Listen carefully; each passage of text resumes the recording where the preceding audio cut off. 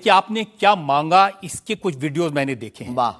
आप लोगों से कह रहे हैं कि आपके पास जितना चाहे दान दे दो, अपना मकान दे दो, फ्लैट दे दो, बंगला दे दो, घोड़ा दे दो, गाड़ी दे दो, सोना चांदी, बैंक, एफडी, मंगलसूत्र, अंगूठी, लुगाई लड़का छोड़ के सब मुझे दे दो। ये हमारा डिस्क्लेमर रहता है दरबार के पहले का। लोगों को जो भावनाएं रहती हैं कि गुरु परंपरा के लोग और साधु लोग दरबार इसलिए लगाते हैं, भगवान को इसलिए रखते हैं कि ये कमाई का जरिया बनाते हैं। और हमने अपने दरबार में बैनर लगा करके वो माइक पर ठोक करके बोलते हैं कि यहाँ किसी भी प्रकार का शुल्क, फीस, दक्षिणा नहीं लगता।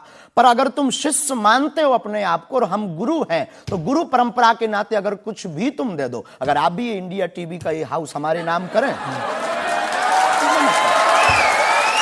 हमें कोई दिक्कत, और लेते भी हैं। लेना बुरा नहीं है, उपयोगिता बुरी है। लेकर के उसका सदुपयोग करते या दुरुपयोग करते। हम लेते हैं, कोई अगर देता है तो स्वीकार करते गुरु के नाते। हम उस परंपरा से हैं जहां अंगूठा तक दान गुरु को दे दिया जाता है, हम भी लेते हैं। कितना कमा लेते हैं? हमारी तो कोई फिक्स कमाई नहीं है, क्योंकि हमारी कोई कंपनी या बिजनेस नहीं है। कोई चढ़ा जाता है, हमारे पास करोड़ों सनातनियों का प्यार, लाखों करोड़ों लोगों की दुआएं, हजारों संतों का आशीर्वाद, इतनी कोई हमारी हिसाब कमाई किताब तो रखता होगा ना कि कितना पैसा आया। जितने सनातनी उतनी कमाई, हिसाब आप लगाओ।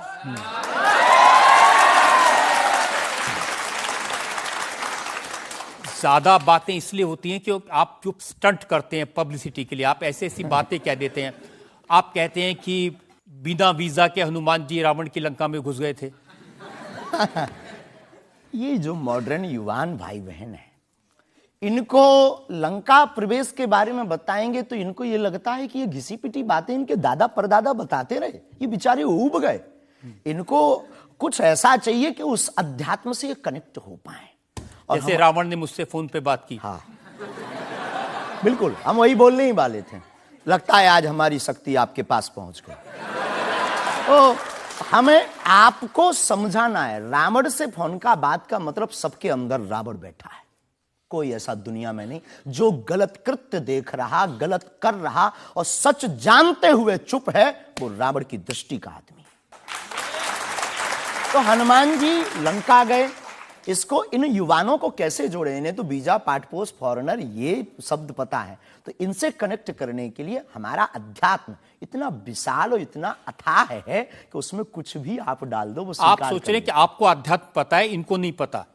इस देश की जनता को आपसे ज्यादा अध्यात्म पता है। ऐसा हमने नहीं कहा। हाँ। हमें अपने हिसाब का पता है, उन्हें अपने हिसाब का। वो अपने में श्रेष्ठ हैं, हम अपने में अब जो कोशिश कर रहे हैं विद्यार्थी। हमने ऐसा कभी नहीं कहा कि हम श्रेष्ठ हैं, और ये आरोप हमें नहीं लगता कि ठीक है। आपका ये कहना कि मेरे पास एक गधा है जिसमें वाईफाई है और वो प्लेन में भी वाईफाई चलता है, ये मजाक की बातें नहीं है।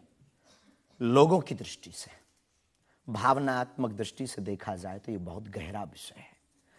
मजाक की दृष्टि से अगर कोई देखेगा तो देखो, जाकी रही भावना जैसी प्रभु मूलत देखी तिन तैसी।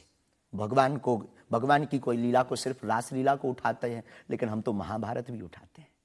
तो अपनी अपनी दृष्टि है, हम ये मजाक में नहीं कहते। हम उनको बताना चाहते हैं कि हमारे देवी देवताओं से जो हमारे इष्ट की परंपरा की जो निशानी है वो अगर नज़दीक रहे, गुरु की निशानी अगर नज़दीक रहे, माता पिता की बातों की निशानी नज़दीक रहे, तो बेटा कभी गलती नहीं करेगा, वो चार चांद लगाता रहेगा। शास्त्री जी, इसको कहते हैं आप अंधों के शहर में आईना बेचने की कोशिश कर रहे हैं।